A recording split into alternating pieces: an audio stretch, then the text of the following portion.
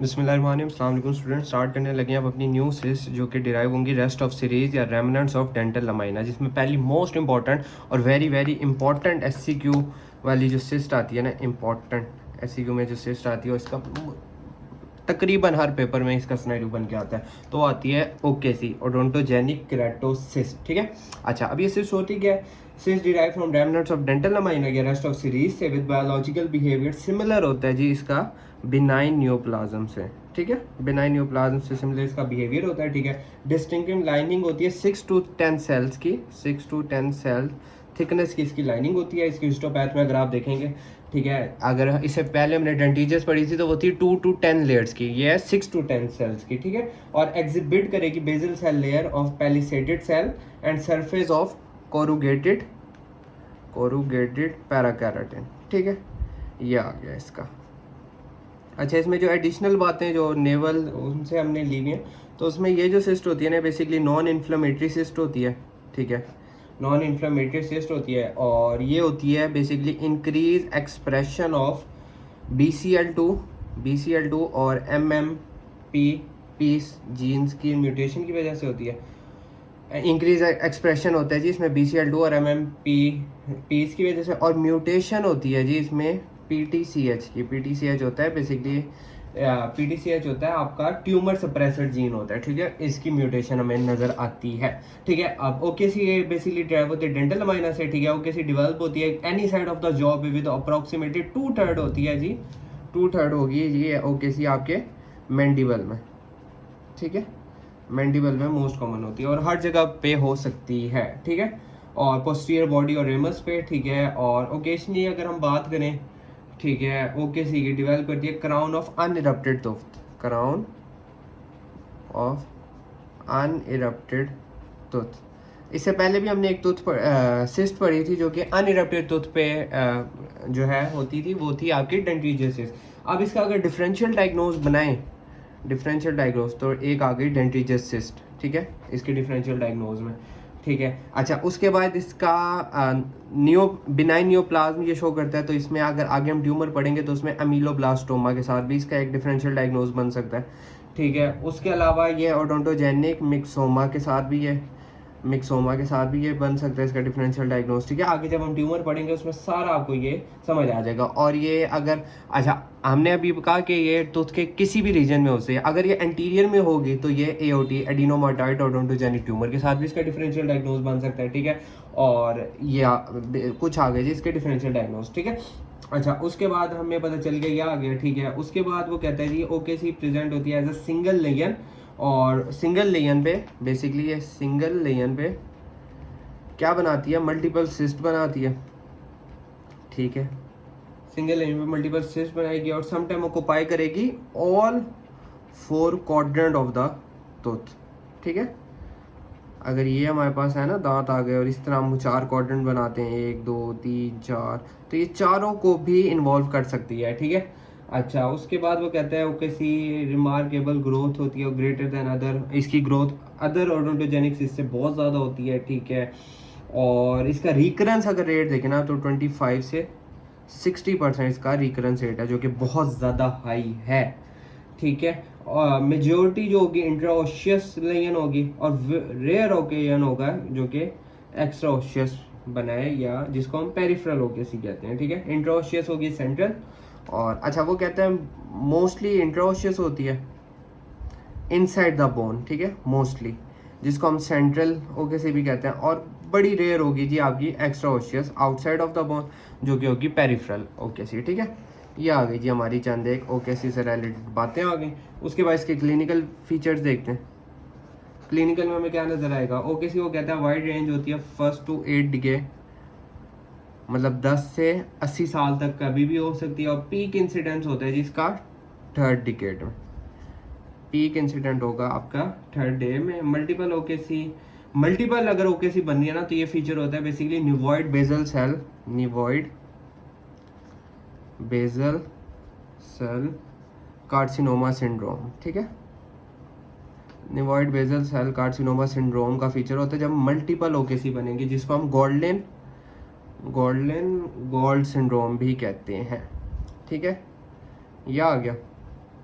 अच्छा, उसके अलावा वो कहता है जी पेशेंट एग्जिबिट करेगा multiple OKC appropriate rule of, अच्छा वो फीचर होगा ऑटोसोमल डोमिनेंट का। अब ये भी आ गई जी ऑटोसोमल डोमिनेंट की। अच्छा, अब इसके प्री डोमिनेंट फीचर्स क्या होंगे? ये फीचर आपके वाइव है ICQ में, वेरी वेरी इंपॉर्टेंट सवाल है, लाजमी पूछते हैं, ठीक है। इसके जो फीचर रिगे रट्टा मारना है, बाइफिड रिब्स होंगी, ठीक है, बाइफिड रिब्स होंगी, ठीक है। निवॉइड बेजल सेल कार्सिनोमा होगा, कैल्सिफिकेशन हो जाएगी जी फाल्क सेरिब्री की, कैल्सिफिकेशन ऑफ फाल्क सेरिब्री। उसके अलावा क्या क्या फीचर्स आएंगे? मल्टीपल स्मॉल एपिडर्मोइड सिस्ट, जिसको मिलिया बोलेंगे, मल्टीपल स्मॉल एपिडर्मोइड सिस्ट, ठीक है, जिसको मिलिया कहते हैं, ठीक है, ये आ जाएंगे, ठीक है। उसके बाद फ्रंटल बोसिंग हो जाएगी, शॉर्ट मेटाकार्पल और मेडुलोब्लास्टोमा। शॉर्ट मेटाकार्पल ये जो बेसिकली उंगलियां होती है ना, ये वाली, ये शॉर्ट्स हो जाएंगी, ठीक है, और मेडुलोब्लास्टोमा ये आ गया। इसके बाद रेडियोग्राफिक देखते हैं। रेडियोग्राफिक में वेल डिफाइंड सोलिटरी लेजन, ठीक है, well defined solitary lesion, smooth और स्पेकल मार्जिन होगा, मल्टीलोक्यूलर होगा, मल्टी, अभी तक हमने जितने पढ़े थे सारे यूनिलोक्यूलर थे, मल्टीलोक्यूलर हो गया, पॉलीसिस्टिक रेडियोल्यूसेंसी होगी, पॉलीसिस्टिक रेडियोल्यूसेंसी होगी इसकी, ठीक है, थिन कॉर्टिकेटेड मार्जिन होगा, थिन कॉर्टिकेटेड मार्जिन होगा इसका, ठीक है, ये आ गया। उसके बाद इसकी हिस्टोपैथ देखते हैं। हिस्टोपैथ हमने इसकी डेफिनेशन में पढ़ ली थी कि जो इसकी थिन यूनिफॉर्म लाइनिंग होती है जी, इसकी 6 to 10 सेल्स की होती है और पैलिसेटेड लेयर होती है, palisaded layer of columnar cuboidal basis है, लेयर ऑफ कोलमनर और क्यूबॉइडल सेल्स की, बेजल सेल्स की, ठीक है। अच्छा, उसके बाद कोरुगेटेड लेयर होगी, para corrugated layer of parakeratin, ठीक है, ये आ गया। और उसके बाद lack of rete peg, lack of rete pegs होंगे। ये हमने ना इसका डेंटिजोसिस में भी पढ़ा था, इसलिए डिफरेंशियल डायग्नोज में ना हमने डेंटिजोसिस भी हमने कहा कि हो सकता है।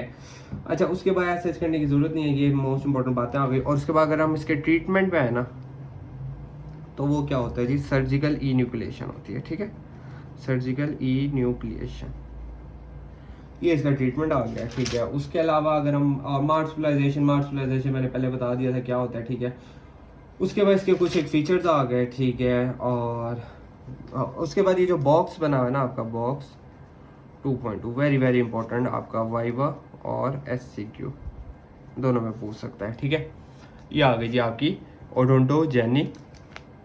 ओडोंटोजेनिक केराटोसिस, जो कि बहुत इंपॉर्टेंट आपकी सिस्ट होती है, ठीक है। अच्छा, उसके बाद गाइस हमारी आती है जी लैटरल पेरियोडोंटल सिस्ट, ठीक है। लैटरल पेरियोडोंटल सिस्ट जो होती है बेसिकली स्लो ग्रोइंग होती है, स्लो ग्रोइंग और नॉन एक्सपेंसाइल होती है, slow growing non expansile developmental odontogenic से, जो कि डिराइव होती है वन और more rest of dental lamina से, ठीक है, डेंटल लमाइना या रेस्ट ऑफ सीरीज से, exhibited lining of 1 to 3 cuboidal cells. वो थी 6 to 10 की, डेंटिजस थी 2 to 10 की, ये आ गई 1 to 3 क्यूबॉइडल से। डिस्टिंक्टिव फोकल थिकनिंग होगी। क्लिनिकल फीचर्स की अगर हम बात करें, इसके क्लिनिकल फीचर में वो कहते हैं लेटरल पेरियोडोंटल सिस्ट अनकॉमन होती है बहुत ज़्यादा, ठीक है, अनकॉमन ओडोंटोजेनिक सिस्ट होती है, share striking number of clinical morphological similarity with gingival cyst के साथ बनाएगी, ठीक है। और ये बेसिकली कंक्लूजन होती है lateral periodontal cyst gingival cyst of adult, और ये बेसिकली प्रेजेंट इंट्राओशियस एक्स्ट्राओशियस, ये मैंने दोनों बता दिया था। और ये डेवलप होगी जी single odontogenic rest, single odontogenic rest, इससे जो बेसिकली क्या होती है, ये लेटरल पे डेवलप होती है सोलिटरी लाइन, और एक सिंगल सा क्या बनाती है, रेस्ट बना लेती है, ठीक है। उसके बाद रेडियोग्राफी के लेटरल पेरियोडोंटल से basically small well defined lateral surface पे होगी, ठीक है, डेलिकेटली कॉर्टिकेटेड और यूनिलोक्यूलर होगी। पिछली हमने पढ़ी थी वो मल्टीलोक्यूलर थी, ये यूनिलोक्यूलर होगी, बिटवीन रूट्स पे होगी, ठीक है, कहाँ होगी, between roots of the vital tooth. और ये बेसिकली लेस देन होती है 1 सेंटीमीटर इन डायमीटर की होती है, और मोस्टली होगी मैंडिबुलर प्री मोलर एरिया पे। वो कहाँ थी, आपके मोलर एरियाज पे या रेमस वाली साइड पे, ये प्री मोलर एरिया पे होगा, और बिटवीन टू प्री मोलर्स इधर भी हो सकती है, ठीक है। उसके बाद एज की अगर हम बात करें तो तकरीबन 50 ईयर्स में जाके 50 ईयर्स के पेशेंट में होगी, रेयर होती है, ठीक है, पॉलीसिस्टिक होती है, ठीक है, और मल्टीलोक्यूलर रेडियोल्यूसेंसी भी हमें नज़र आ सकती है। और एक और पॉइंट इसमें लिखना है, basically tear drop shape tear drop shape radiolucency भी शो करती है ये सिस्ट, ठीक है। उसके बाद एक और अगर हम बात करें तो ये नॉन इन्फ्लेमेटरी होती है और इंट्राओशियस और सेंट्रली होती है, ठीक है। ओके सी जो होती है ना वो एक्स्ट्रा ऑशियस और पेरिफेरल होती है, ठीक है। ये इंट्राओशियस और सेंट्रल होती है, ठीक है। ये आ गई। उसके बाद इसकी हिस्टोपैथ अगर हम देखें, हिस्टोपैथ में हमने वही अभी बात कर ली 1 से 3 क्यूबॉइडल्स बेसिकली इसकी लाइनिंग होती है जी नॉन केराटिनाइज एपिथेलियम की 1 to 3 सेल्स इन थिकनेस और क्यूबॉइडल सेल्स की इसकी थिकनेस होगी। ये जस्ट जनरल सी इसकी बात आ गई। और ट्रीटमेंट में इसकी भी हम क्या करते हैं, सर्जिकल ट्रीट हम कैसे करेंगे, सर्जिकली न्यूक्लिएशन हो जाएगी। तो ये थी हमारी ओकेसी और lateral periodontal cyst. Thank you.